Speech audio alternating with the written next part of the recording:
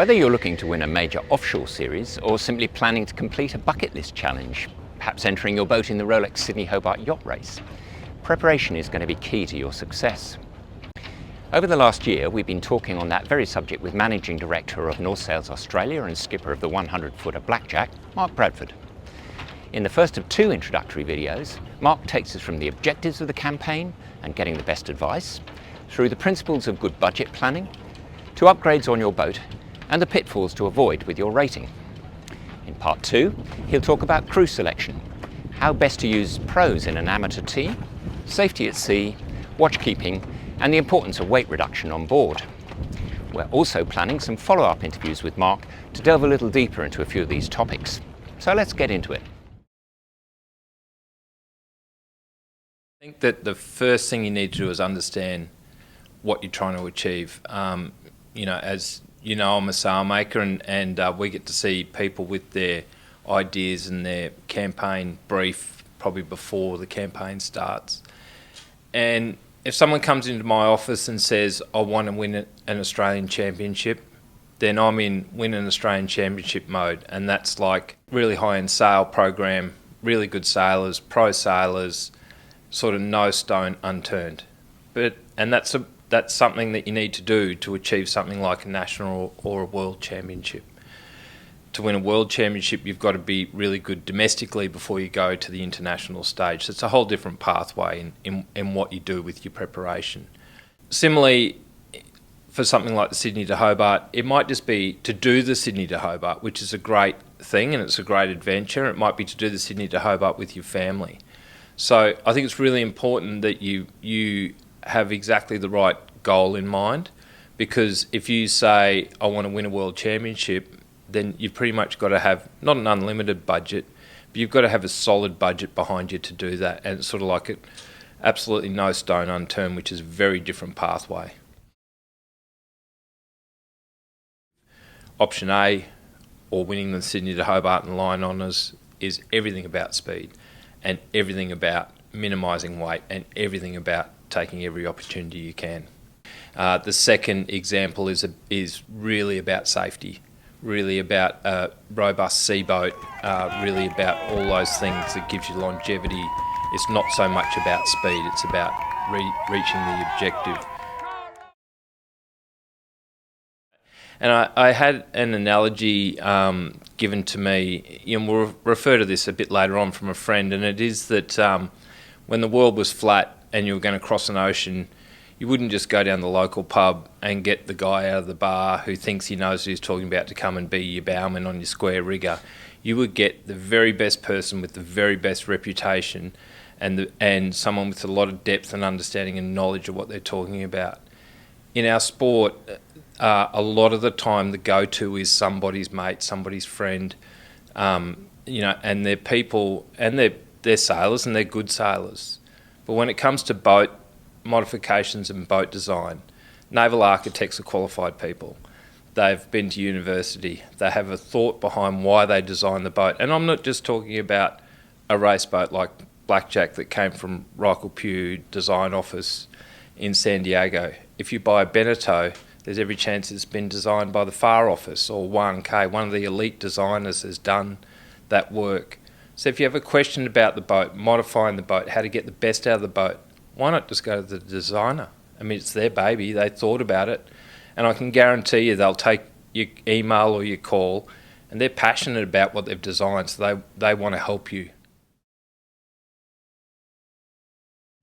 Again, this is another trap that I see a lot in sailing, and generally to have the wherewithal to buy a sailing boat, you've been successful at business.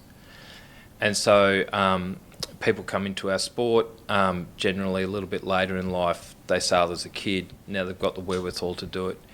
And they make this claim that goes something along the lines of, I'm really good at business, so I'm going to be really good at this.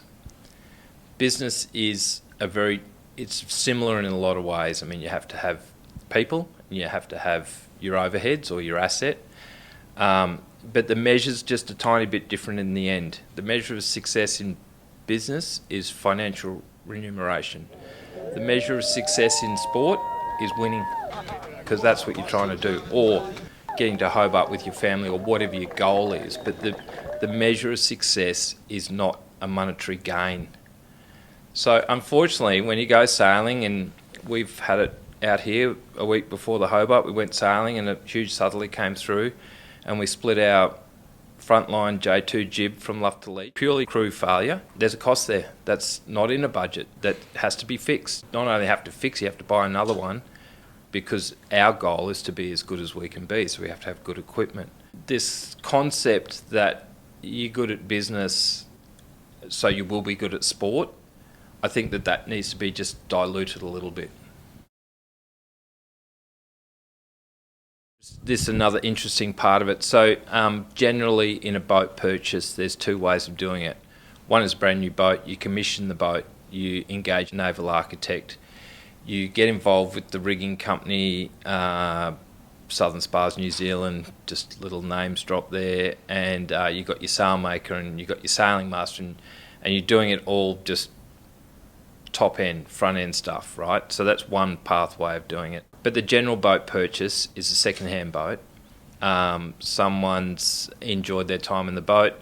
The boat was designed 10 years ago. You've convinced yourself you're saving money by buying a 10-year-old boat, and you are saving money on the asset, and you're generally going to be paying a lot less than the person has lost that built the boat in the first place. So there is an upside. You're winning on the person you're buying it off. But what you need to do is you need to bring the boat into modern trim. And modern trim, there's a few really key elements that are happening with a modern sailing boat. And you can, within reason, hot up, 2007, 2008, 2010, even older boat. But the key parts are engineering's come a long way in the last bunch of years, and it's to do with carbon fibre as a form or something that you mould or laminate. And also engineering's come a long way in keel fins, in how they're made. There's a bunch of key elements. One is the vertical centre of gravity of a sailing boat, in very rough terms, and I know that there's some people out there that will critique me for not getting this exactly right, but I'm talking in general terms. The vertical centre of gravity of a sailing boat is at the waterline. So that means everything you put in above the waterline is working against you. It's going to increase the heeling of the boat, the pitching of the boat. And so one of the really big trends is a carbon mast. Within carbon mast, there's different family of masts. There's standard modulus, there's a high modulus and ultra high modulus. All three of those come with a different price tag, but they come with a huge benefit, because the lighter you make your mast, that's one of the furthest things away from the vertical centre of gravity of the boat, and so there's a real incentive to do that. So mast, boom, but you can think a bit laterally here. Remove the solid boom vang, put a rope boom vang on. Spreaders can maybe be lightened, and you can keep the tube the same. Rigging has got a lot lighter with PBO fibre, carbon fibre, and Dynex. So maybe you can change some of the ropes and the rigging and things like that. And again, I'm talking in general terms, but every 10 kilos you take out of the rig is worth 30 to 40 in the bulb. I'm probably going to be a little bit forward here. The rating rule, and in the case of Australia, the rating rule we talk about as IRC, is very, very clever.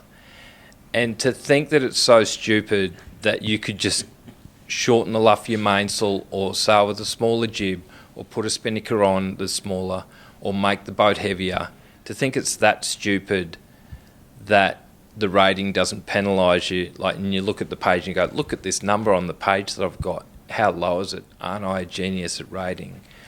I just think that's just, it blows my mind, because there you can get a really big benefit in making your boat go really fast. There's not this be-all and end-all pathway to just slowing your boat down to get the rating low.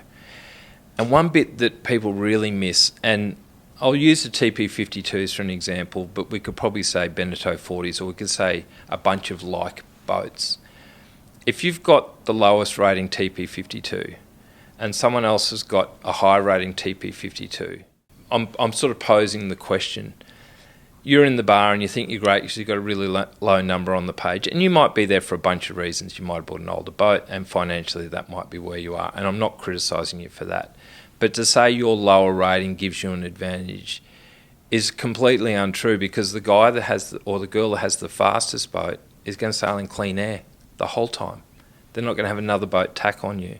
So wouldn't you want to do the race in clean air, making your own decisions and pushing your own barrow, rather than getting given, oh, we've got to go left because this guy tacked on me, oh, here comes another guy to tack on me, and you can't actually get where you want to get.